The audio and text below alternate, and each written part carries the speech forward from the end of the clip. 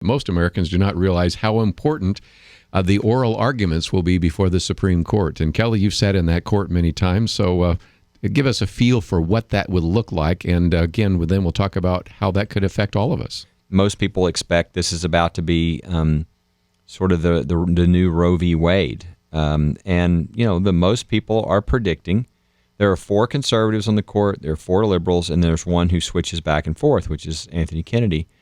And Anthony Kennedy is the one, Justice Kennedy is the one who has written all the recent gay rights decisions.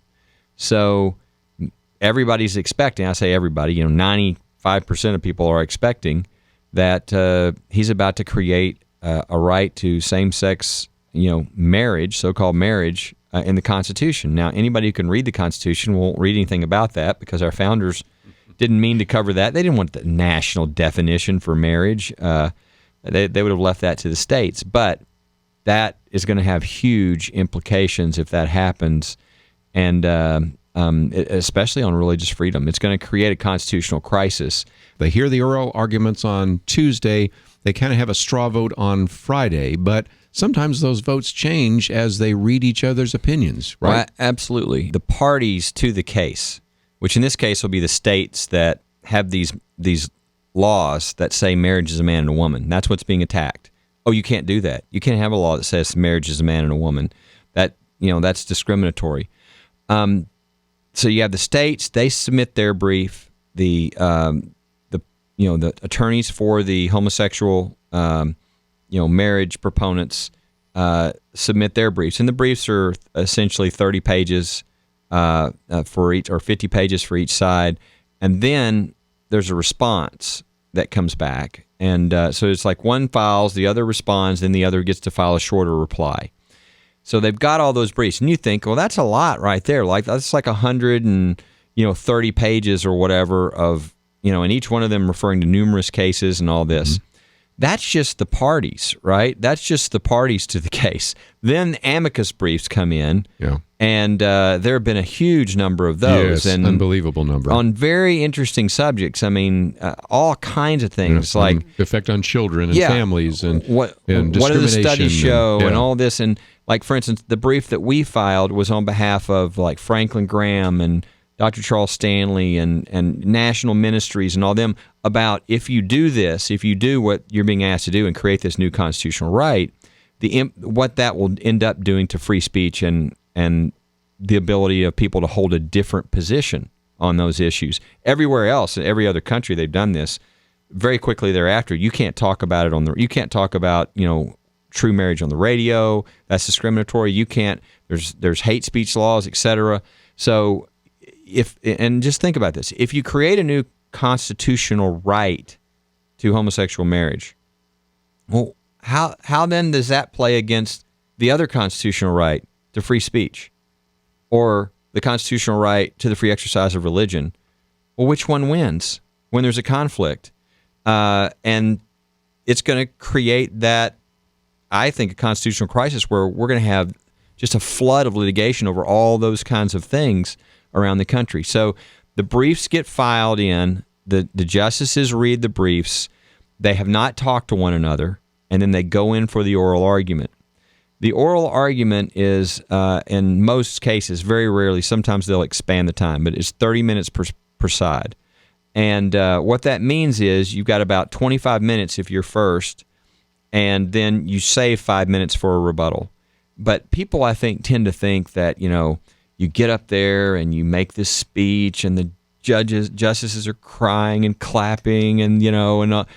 You speak for maybe 30 seconds uninterrupted. That's what I was going to say. And they're jumping in all the time with questions. That's right. And so and sometimes one justice is, before you can get a word out, you get another question on top of that.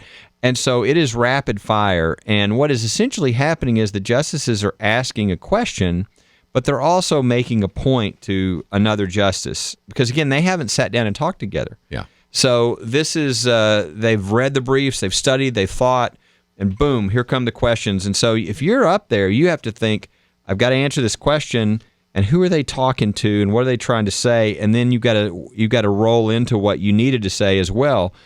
And so it's really fun and very fast paced. But if you know what you're doing, you can begin counting the numbers as you watch and you listen to questions and what's being attempted. Later that week, there's this informal vote, and only the justices are in that room. None of their clerks, no one else. The junior justice has to keep the notes of what goes on, and they vote. And so let's say it's 5-4 in a particular way. Well, they then assign who writes the opinion, and then who writes the dissent, and then they begin writing those, and they share those with one another to hopefully convince somebody to come to the other side, or maybe somebody says, well, I agree with the decision, but not on that basis, so I'm going to write a separate concurring opinion, and you can get all that, but that goes back and forth, and people change. I mean, we've had major cases where things have changed. I mean, Roe v. Wade. I mean, the recent Obamacare case. I mean, everybody's pretty sure that John Roberts switched at the end. So that can change, and so we'll probably won't know until. I mean, you get a lot from the oral argument if you know what you're watching for, but really we probably won't know until late June. And again, vast amount of people because of the Romer case, of the Lawrence v. Texas case, of all these other cases that have already occurred, and the one who wrote those cases is the swing vote, Justice Kennedy. So if you're going to aim your prayers in any one direction, I would aim them heavily at the Lord to aim at Justice Kennedy, because that's going to be probably the swing vote that decides the case. Correct me if I'm wrong, Kelly, that this is going to be longer arguments, that they're going to actually have 2.5 hours because there's two parts of this case, and also it's just so important that it'll be a little longer, but I'm sure that'll really go fast too. And I've seen all kinds of briefs, just little articles about different briefs being filed. Like there's been briefs on the United States being in sync with the rest of the world. Get with the program, America, and approve same-sex marriage. But when you really look at it, and you can see this in briefs on the other side, that we would be leading the charge for same-sex marriage, because there's hardly any countries, there's a few in Europe that have adopted same-sex marriage, but most haven't. Most are traditional. So, and then another one about children, and there's been lots of research lately, especially like Mark Regnerus did a huge study out of the University of Texas on people raised in same-sex homes and how there is damage, where they've been trying to argue that there's not damage. And then there's been arguments about, well, what about our birth rate? When we do something like this, there's already been statistics from the European countries that have adopted same-sex marriage that say people just don't get married. And they don't get married, the birth rate declines. And we already have problems that are based on that. So, I mean, these are just some of the briefs that have been filed. It's very interesting to see all the different factors that weigh into something as important to this. But something else, and that is, I don't know that people realize that this isn't just about allowing or being tolerant for same-sex marriage. This is about, can a state exclusively define marriages between a man and a woman the way we have?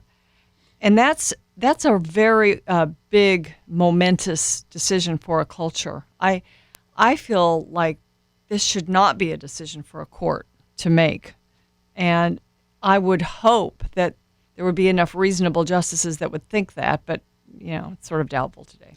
What's interesting about all the amicus briefs, and Penna was describing a number of these things, a lot of those briefs are really arguing public policy. I mean, they're really arguing, is it good for children? Is it, that's not the stuff that the Supreme Court is supposed to be doing. But good point. Yeah. It just shows where we've moved. I mean, what the issue really is this covered in the United States Constitution? Did the founders write something in the Constitution that covers saying that, well, you can't have a marriage definition of being a man and a woman? Well, all of them had that definition, so I don't think they had a problem with it. Yeah. And so really, this is another example of the court being asked to take something that's not in the Constitution, that should be worked out in our laboratories of democracy, the states, and that those debates should occur there with public policy and the back and forth, not from, and I'm not being disparaging, this is just how it is, not from judges in a back room. I mean, that's not how we want major policy. But unfortunately, I mean, absent something surprising, God's intervention, that's probably what's going to happen with this Supreme Court.